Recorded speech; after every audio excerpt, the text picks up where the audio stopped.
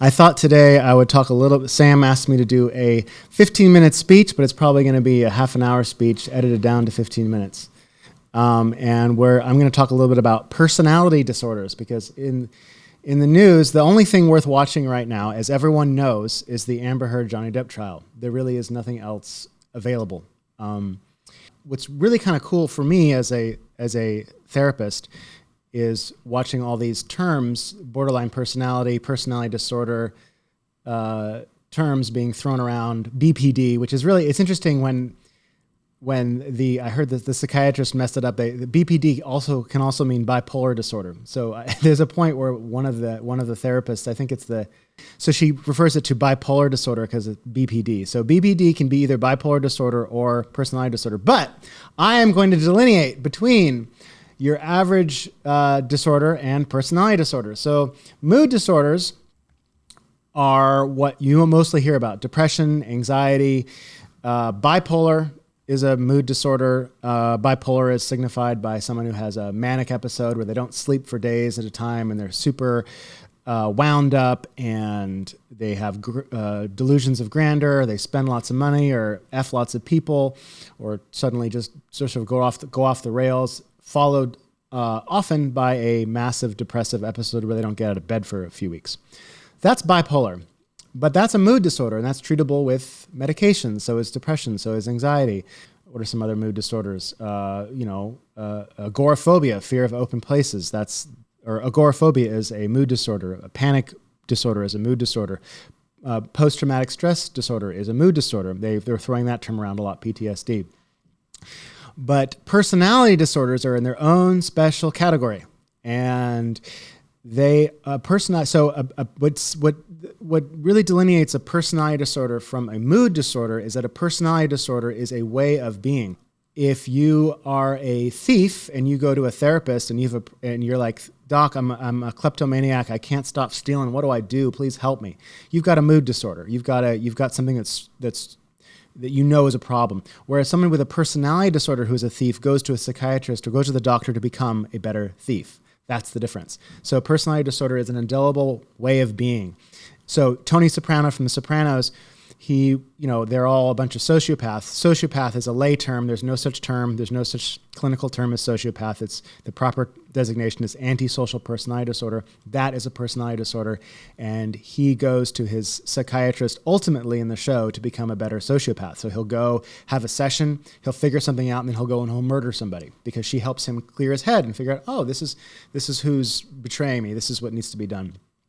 A personality disorder, so a narcissist, that's a personality disorder. It's a way of being. There's something called there's three clusters. There's a cluster A, cluster B, cluster C. You'll hear that terminology thrown around. So cluster A, you have like what's called schizoid personality disorder, which is somebody who has no desire to know people. Like they don't have many friends. They usually live by themselves, and they're perfectly functional. And everything works, but they just don't have any desire to get to know anybody.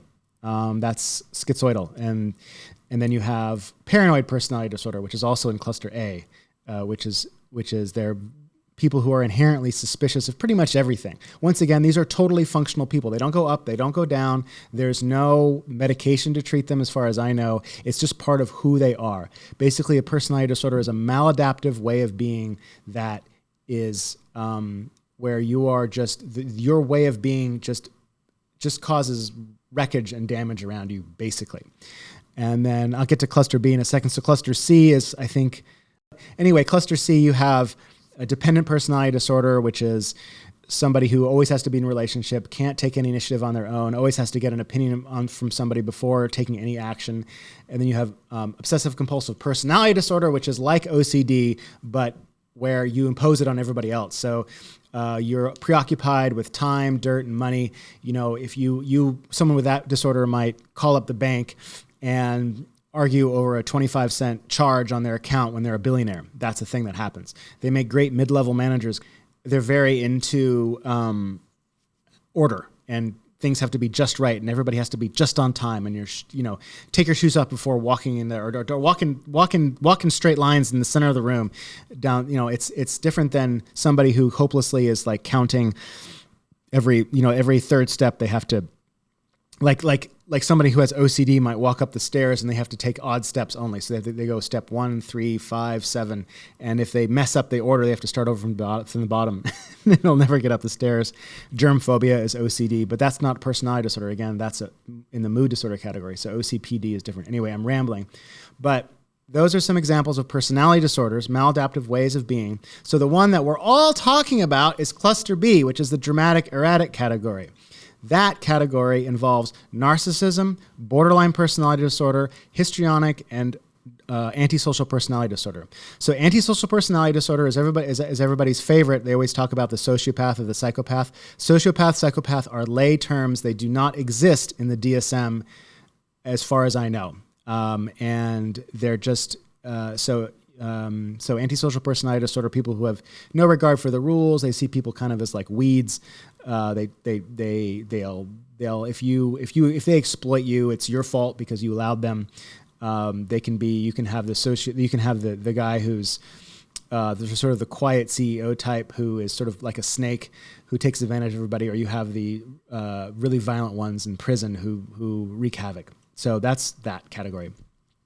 And then you have histrionic, which is somebody who likes to be the center of attention if it's negative or positive. So that's the kind of person who might even get into a fender bender just because they want attention, or trip over something in the middle of the room, or make a big display of emotion in the middle of it. They're the social butterflies at the party. A lot of times they usually wear bright clothes. They dress seductively. They want all eyes on them no matter what, and they're usually kind of fun.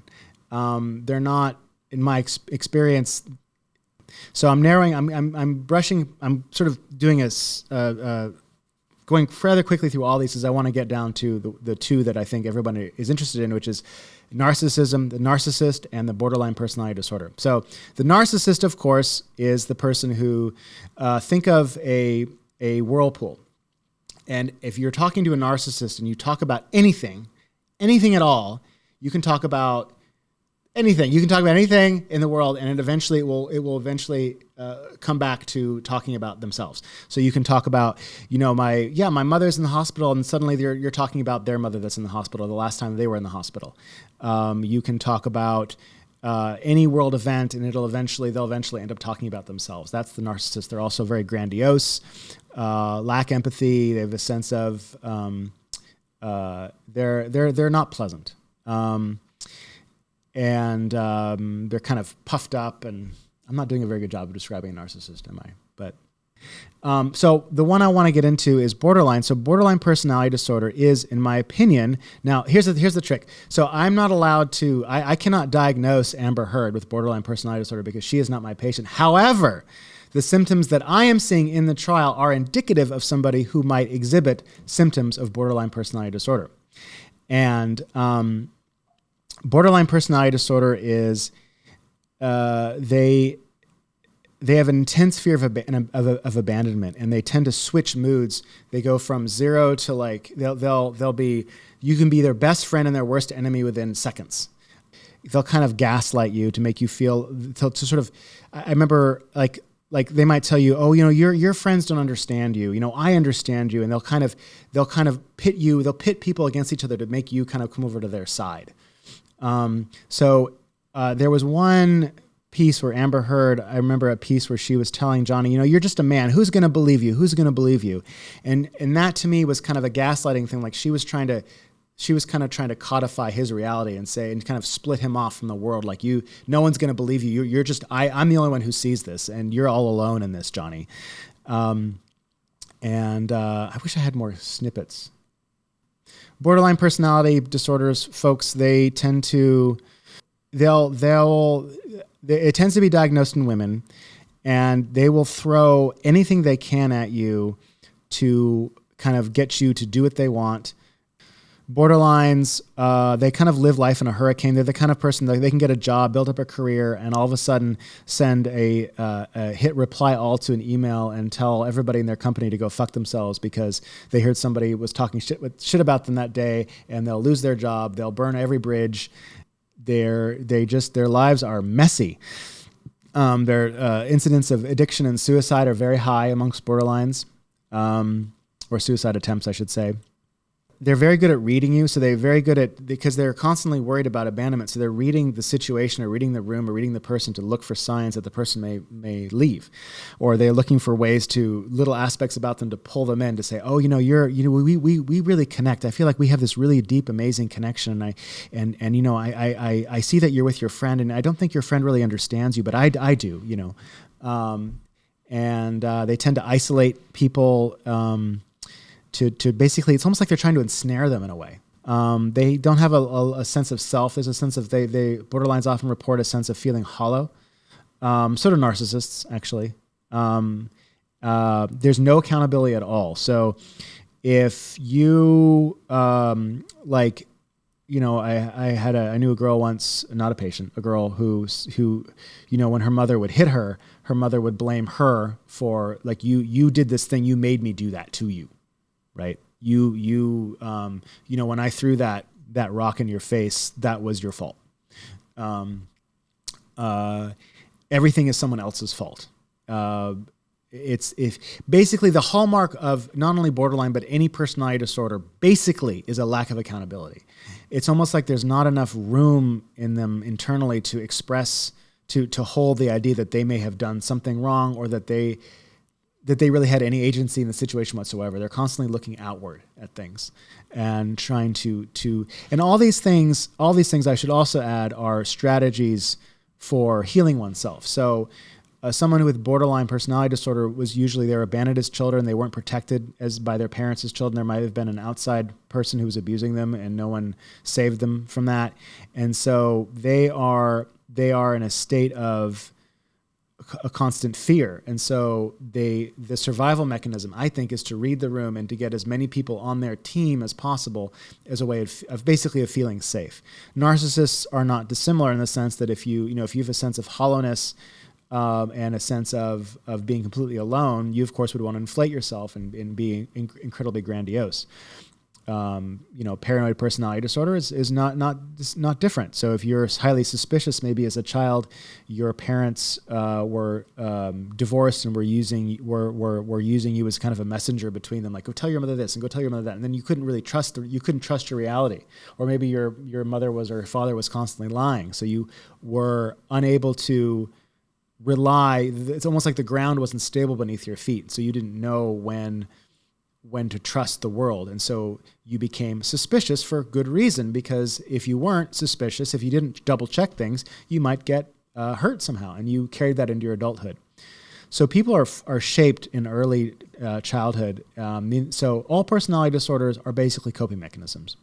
What makes Amber Heard and Johnny Depp, the whole shindig, so delicious is that Johnny Depp, as a drug addict, so let's say if you're borderline, which she may or may not be because she's not my patient, if he is coked out or on a bunch of drugs or on a bunch of downers and he's on his bed like this, he has abandoned her, or he's yelling at her because he's unhinged and scaring the crap out of her.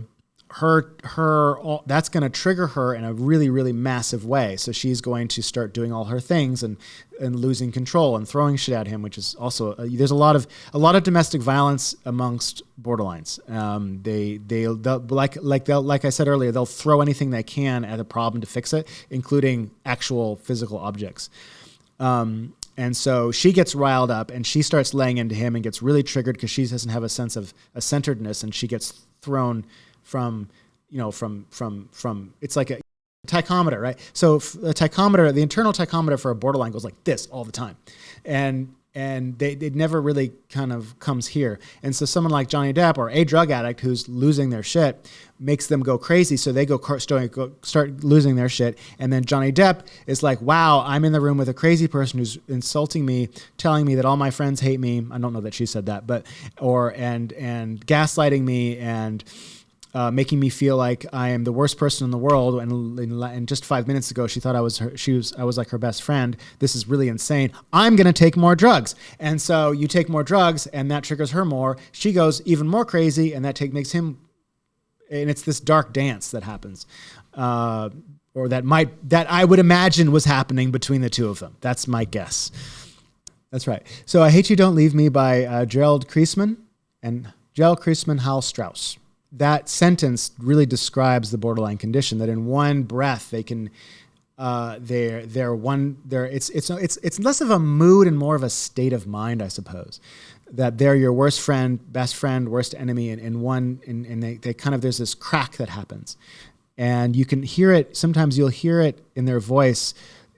Someone who's borderline, they'll be talking, and in the middle of their sentence, in the middle of the word, they will drop an octave or two, like I just wanted you to goddamn do the thing. Like it's like that. It's this weird. It's like there's a monster coming out of them. It's really, really, really disconcerting, and frankly scary.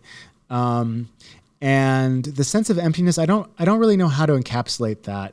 That's just there's a sense of a lack of sense of self, a lack of centeredness. It's a lack of, I am here and I am this person in this room, almost like a lack of presence, a lack of ability to they're so focused on everything else in their environment. I imagine, I'm sort of making this up, that there's not a sense of presence because all of their energy is focused outward on trying to manipulate the world and to make it into something that isn't going to harm them. That's a guess. The sense of self-peace is something I don't think I personally understand. Yeah, so borderlines are very extreme. All I know is that the level of suicide attempts and possibly suicide amongst borderlines is abnormally high. They take a lot. I mean, it could be that their lives. I mean, think about it. Their lives are. They're like they live these. They lose jobs. They lose custody of their children. They often become addicted to substances.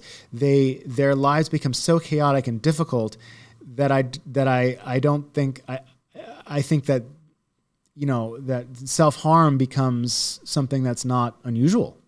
I would imagine. I don't know that because one has a lack of sense of self or has this condition called borderline that they necessarily are prone to harming themselves. I think it's the result of the behaviors that come out of their condition.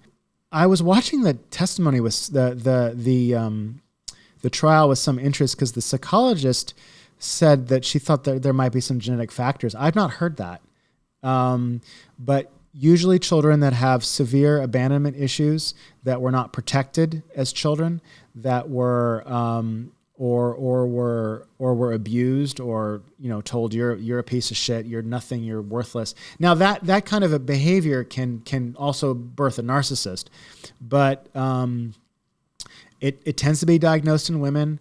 But yeah, severe childhood trauma stemming around childhood neglect is the I think is my understanding is the major risk factor for that. Borderline versus PTSD. Okay, so PTSD is a condition that evolves from a event that happens, like you were in a car crash, somebody beat you up, and or someone tried to really harm you, or you saw someone else get harmed, and the definition of PTSD, I believe, is 6 months or more of recurring nightmares about the event, sleeplessness. I don't have my little thing here. A sense of derealization. Somebody with severe PTSD might wake up in another room, like in the middle of the night. They crawled under a table or something like that. They can be highly reactive. People with PTSD can hear voices. So like folks coming back from the war will hear voices and stuff. Yeah. So recurrent, unwanting, distressing memories of the event, flashbacks, upsetting dreams or nightmares that recur, severe emotional distress, or even somatic physical responses, like you might have severe stomach aches or back aches or, pain in different parts of your body. They tend to, symptoms of avoidance may include they don't want to think or talk about the event, so they'll compartmentalize it. They'll avoid places, activities, or people that remind them of the traumatic event. They usually really negative thoughts about themselves, suicidal thoughts, we call it suicidal ideation, a sense of hopelessness about the future, memory problems. They have difficulty remembering stuff, difficulty maintaining close relationships. They tend to isolate. Lack of interest in things that they enjoyed, a sense of anhedonia. So that means the inability to experience pleasure, sort of feeling emotionally numb. Yeah, they're also easily startled or frightened. They're always on guard. They're hypervigilant. All the trouble sleeping. You name it. I mean, you basically get a traumatized person. You just imagine your classic traumatized human being amped up to 10. And that is a condition that can be worked out with therapy. You've got to go over you've got to talk with somebody who specializes in PTSD. There's medications for PTSD. It's kind of like I feel like PTSD is almost like when you think about childhood trauma, think about an event that's like childhood trauma for adults. Something that was, something that would really, really, really shake you to your core. And borderline is a lifelong. It's a way of thinking. It's a way of being. It's a way of behaving. It's the shape of your personality. It's not based on any one singular event. Somebody with PTSD knows they have PTSD. Usually they know they have an issue. They know they can't sleep at night. They know they're having recurring nightmares and memories. They know that they can't leave their house, and they know that they don't want to go anywhere near, that corner of, Oak and Jones Street where they were attacked or whatever. Whereas somebody with borderline personality has no idea that they have borderline personality, just the way a narcissist would never. I mean, why would a narcissist ever admit that they were a narcissist? Because that would infringe upon their narcissistic framework, which is that they're amazing. And if I'm a narcissist, that's all bullshit, and then their house of cards comes down. So that's really the difference, I think. Doctors and therapists are very hesitant to diagnose people with personality disorders because it takes a lot of observation. A lot of times people with disorders like that are taking drugs and stuff, and you got to wait for them to dry out. It takes months sometimes to diagnose. Also, once that diagnosis rolls in, it's hard to, it's kind of on your record, and they don't want to, they usually would have what's called rule out. So on your I forget what the frick it's called, but they'll have, rule out borderline personality disorder, which means we're not really sure we see that because borderline personality disorder can look like, I should have included this earlier, can look like PTSD because a sense of being easily startled and a sense of fragility and like the tectometer thing that goes back and forth. There's this thing called differential diagnosis, which means that when you look at a diagnosis, like borderline, like what else does this look like? On a differential scale, borderline also looks like PTSD, whereas let's say somebody has major depressive disorder. One of the differential diagnoses would be bipolar disorder because, this person is depressed now. Did they ever have a manic phase? And if they did, or sometimes somebody can be psychotic. And we think it's schizophrenia, but let's see if it's mania, because sometimes when somebody has manic, they have psychotic features. So the differential diagnosis thing is pretty important. That's kind of confusing to talk about. So can you cure borderline personality disorder? Personality disorders in general ameliorate with age. They become less severe, and the person tends to sort of settle down and become really, to be put it bluntly, less of an asshole as they get older. And I'm not really sure why that is. I think it's just growth and maturity. In therapy, it's well known that if you have a patient with a personality disorder, this is not just borderline. This is anybody with a personality disorder, narcissism, avoidant personality disorder is another one, etc. Those people it's years of slow and careful growth. That's what kind of ameliorates those disorders. Women tend to be diagnosed with borderline. Men tend to be diagnosed as narcissist.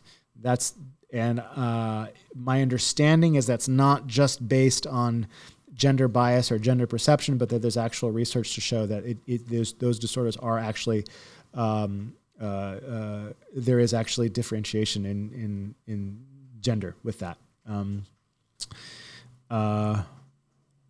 Also, what's also important to note is that you can have traits of certain personality disorders. For example, Amber Heard could have borderline traits and not be the full-blown diagnosis, right? I myself have avoidant traits. I'm not fully avoidant because here I am in front of a camera talking to Reese. I'm out in the world and doing the things, but I tend to, like if I go to a party, I'm a little edgy about it. Like, I don't know if I want to go to that party, and I'm kind of like, I'm a little worried about stuff. So I have some avoidant traits. That's one part of my personality. I've got a friend who has suspicious traits. He's a great guy, but he tends to be he always asks like, are you sure that's the thing? Because I don't know if that's the thing. And he's always, it's kind of like, no, man, it's fine. It's cool. Okay. All right. And he's not the full blown thing because he's just somewhat suspicious a lot of the time. And so what's really interesting is if you look at all the personality disorders and really study them, you can ask yourself, what traits do I have? And everybody seems to have their own traits. And a little bit is good. Like a little bit of narcissism is good. It's good to be a little bit inflated and to have self-confidence and go out there and say, yes, I'm the man. That's probably healthy. The problem is just when it gets too much and then it's a bad time.